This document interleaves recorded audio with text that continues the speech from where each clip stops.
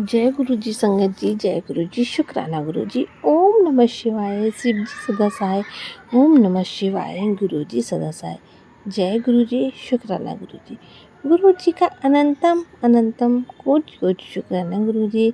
संगत जी, एक दो बार से संगत के ये मैसेज आए कि क्या हम फैमिली मेम्बर मिलके गुरु जी महाराज का सत्संग अपने घर कर सकते हैं। आप हमें ये बताइए, अगर कर सकते हैं तो कैसे करना चाहिए, क्योंकि हमारे आसपास कोई भी गुरुजी की संगत नहीं है।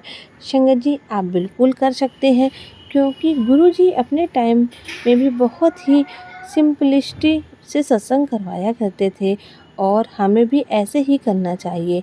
जो हम ये सोशल मीडिया पर इतनी हैवी डेकोरेशन देखते हैं तो लगता है कि सत्संग करना कितना मुश्किल है, हम तो कभी नहीं कर पाएंगे।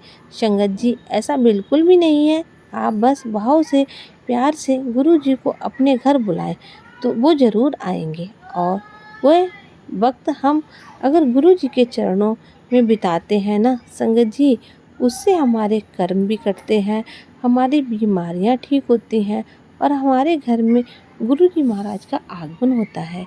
संगत जी, आप कोई भी डेट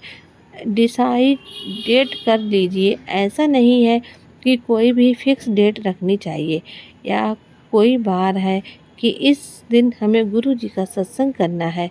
नहीं, गुरु जी ने किसी भी नियम में वहम में हमें डाला ही नहीं है। आप कोई भी इस दिन डिसाइड कीजिए टाइम। आप 1 घंटे भी गुरु जी महाराज का सत्संग कर सकते हैं, 2 घंटे भी कर सकते हैं, जैसा भी आपको ठीक लगे। यूट्यूब पर गुरु जी महाराज के सत्संग की 1 घंटे की भी प्ले लिस्ट आपको मिल जाएगी। 2 घंटे की भी कोशिश कीजिए, आप भजन न चलाएं। उन उन 1 घंटे या 2 घंटे में गुरु जी द्वारा ब्लेस्ड गुरु जी वाणी ही चलाएं। संगत जी, गुरु जी भी ये जो ब्लेस्ड गुरु जी की वाणी है, इसी से ही हम संगत के कष्ट करते हैं और इसी से ब्लेस करते थे। उसमें हम अपनी मन मर्जी ना चलाएं कि ये हमें पसंद नहीं तो हम ये लगा लें। सत्संग हम गुरु जी के लिए कर रहे हैं तो सारी पसंद की चीज़ें भी हमें गुरु जी को ध्यान में रख के करनी है। संगत जी, सबसे पहले आप सोचिए, आपने 4 बजे का सत्संग रखा है शाम को, तो 4 से 5 आपका सत्संग है। गुरु जी को अरदास लगाएं, गुरु जी को इनवाइट कीजिए मन ही मन कि गुरु जी महाराज आपका सत्संग है, आपने इतने बजे आना है।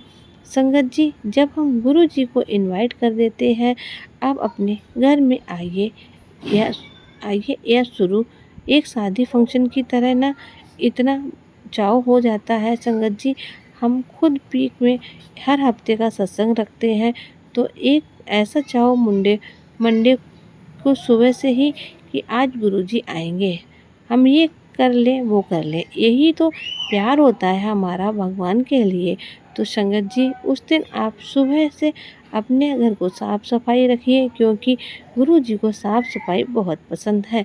खासकर किचन और बाथरूम हमारे चमकने चाहिए। संगत जी, आज साफ सफाई का असर तो हमारे स्वास्थ्य पे भी पड़ता है, तो साफ सफाई तो हमें वैसे भी डेली करनी चाहिए। उस दिन खास दिन है क्योंकि गुरु जी आने वाले हैं, तो संगत जी साफ सफाई का ज़्यादा ध्यान रखें। बाकी हमें कोई हैवी डेकोरेशन नहीं करना है।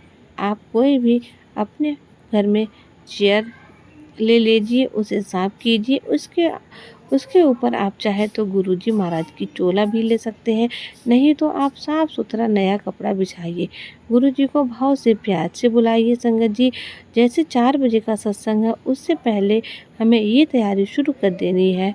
2-3 घंटे पहले आप गुरु जी का आसन लगा दीजिए। गुरु जी के लेफ्ट साइड में एक और स्टूल रख लीजिए और साइड में भी रख लीजिए संगत जी। और जो आप लेफ्ट में रखेंगे वहाँ पे गुरु जी का अखंड ज्योत चलेगी। 1 घंटे का सत्संग है, उसी के हिसाब से आप उसमें घी डालिए। और जब गुरु जी का वेलकम बैंड के बाद एक ओमकार वाला जो मूल मंत्र आता है, तब हमें वो ज्योत जलानी है और ज्योत के सामने अरदास करनी है कि गुरु जी आप विराजमान होइए और जो भी संगत आपके सामने बैठी है सबके कष्ट हर लीजिए, क्योंकि गुरु जी की ज्योत के रूप में ही आते हैं तो संगत जी राइट हैंड में हम गुरु जी महाराज का भोग लगाते हैं। ऐसे आप एक आसन गुरु जी का स्वरूप है उसे आप लगा लीजिए, चाहे आप चेयर के पीछे लगा लीजिए या छोटा सा रूप है कहीं भी आसपास रख लीजिए। शिव परिवार जी की तस्वीर रख लीजिए, क्योंकि भगवान शिव ही तो है गुरु जी का रूप। संगत जी तो आपने ऐसे तैयारी करनी है, जो राइट में आप स्टूल रखेंगे उसमें गुरु जी महाराज का एक गिलास में स्टील के गिलास में कवर करके जल प्रसाद रख दीजिएगा। जय गुरु जी। जब गुरु जी आते हैं संगत जी सबसे पहले गुरु जी को जल प्रसाद दीजिए। जब गुरु जी आए पहले हमने एक ओमकार के बाद जोत जलाएंगे। जब गुरु जी विराजमान हो गए हैं, गुरु जी की आशीर्वाद लीजिए। गुरु जी को आते ही जल प्रसाद दिया। उसके बाद संगत जी हमें फिर गुरु जी महाराज को चाय प्रसाद का भोग लगाना है। अब तो आपकी मर्जी है, आप चाय प्रसाद के बाद कुछ भी मूठ इस इसका इस स्नैक्स रख सकते हैं, पर हैवी मत रखिए, क्योंकि संगत जी अगर 1 घंटे का सत्संग है तो स्नैक्स खा लेते हैं तो लंगर प्रसाद लेने में फिर दिक्कत होती है। संगत जी उस दिन हमें कड़ा प्रसाद भी जरूर बनाना है। जय गुरु जी। शुक्राना गुरु जी। सत्संग में कड़ा प्रसाद और चाय प्रसाद मस्त है, क्योंकि ये गुरु जी का ब्लेस करने का एक कहते हैं ना, इन्हीं में तो गुरु जी की ब्लेसिंग छुपी है। और हम सत्संग करते हैं भी किस लिए? गुरु जी के लिए। तो जो गुरु जी को पसंद है उसी के हिसाब से हमें सारी चीज़ें करनी है। ना कोई आपको हैवी डेकोरेशन, ना कोई फूलों की ज़्यादा सजावट या कुछ नहीं। फिर सिंपल रखिएगा, जितना हो सके सिंपल रखिए संगत जी। जब हम इन चीज़ों में ज़्यादा हो जाते हैं ना कि ये कर लो वो कर लो, तो ध्यान गुरु जी से हट जाता है। हमारा ध्यान बस गुरु जी की तरफ ही होना चाहिए। तो आपने गुरु जी को जल प्रसाद दिया, लंगर प्रसाद, जल प्रसाद के 5 मिनट बाद आप गुरु जी की चाय प्रसाद का भोग लगाएं। और वो चाय प्रसाद जो काफ़ी चाय बनाते हैं आप उसमें मिक्स कीजिए। जितनी भी संगत बैठी है, चाहे आपके घर में हो या 2 मेंबर हो या 3 हो, एक ही सब कोई भी सबके मिलके कर सकते हैं। कोई वहम नहीं है कि हम तो ज़्यादा संगत नहीं बुला पा रहे हैं, कुछ भी नहीं संगत जी। फिर आप सब सेवादार के रूप में संगत जी कोई भी फैमिली का एक भी मेंबर खड़ा हो, बाकी बैठे रहे। ऐसा नहीं कि सब उठ के बार बार बाहर आ जाए, फिर वो कहते हैं ना कि कोई ध्यान नहीं लगाना पड़ता है और हमारा से ध्यान भी भटकता है। तो एक ही फैमिली मेंबर की ये सब सेवा दे दें कि आप हमें चाय प्रसाद देंगे, जल प्रसाद देंगे। ऐसे ही जब गुरु जी को जल प्रसाद दिया जाता है, सारी संगत को जल प्रसाद दे, फिर चाय प्रसाद दें संगत जी। फिर गुरु जी के चरणों में ध्यान लगा के बैठ जाएं।